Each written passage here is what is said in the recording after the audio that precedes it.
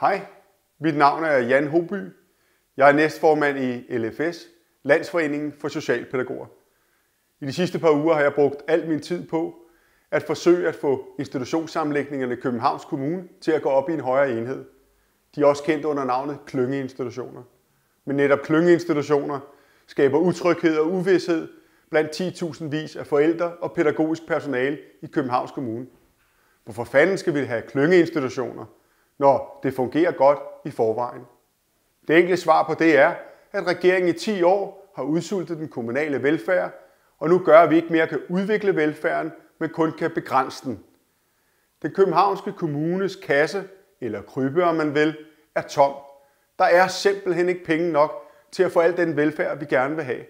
Og derfor har Københavns Kommunes politikere truffet et valg. De har truffet et valg mellem, om vi skal have mere velfærd, eller vi skal have mindre administration. Og i den sammenhæng har de foreslået klyngeinstitutioner. Klyngeinstitutioner handler om at begrænse brugen af administration og ledelse for at kunne bevare velfærd i børnehøjde og pædagogisk højde.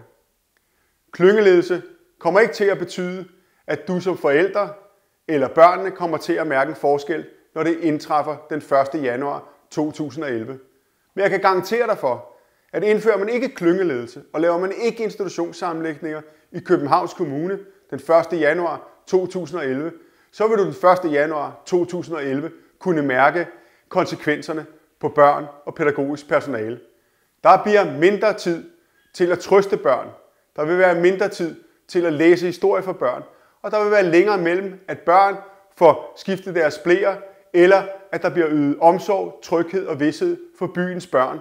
Fordi der simpelthen bliver færre pædagoger og pædagogmedhjælpere til at tage hånd om børns tryghed, vished og sikkerhed. Og det er derfor, at jeg og min fagforening LFS arbejder så ihærdigt for at give mening til det, der hedder klyngeinstitutioner. Fordi at hvis sparer vi ikke på administration og ledelse, så er der kun et sted, vi kan spare.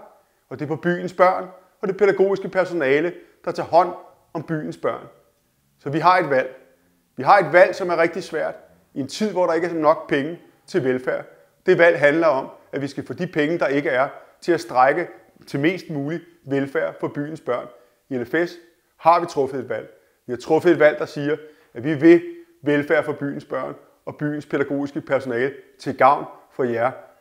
Tak for din opmærksomhed.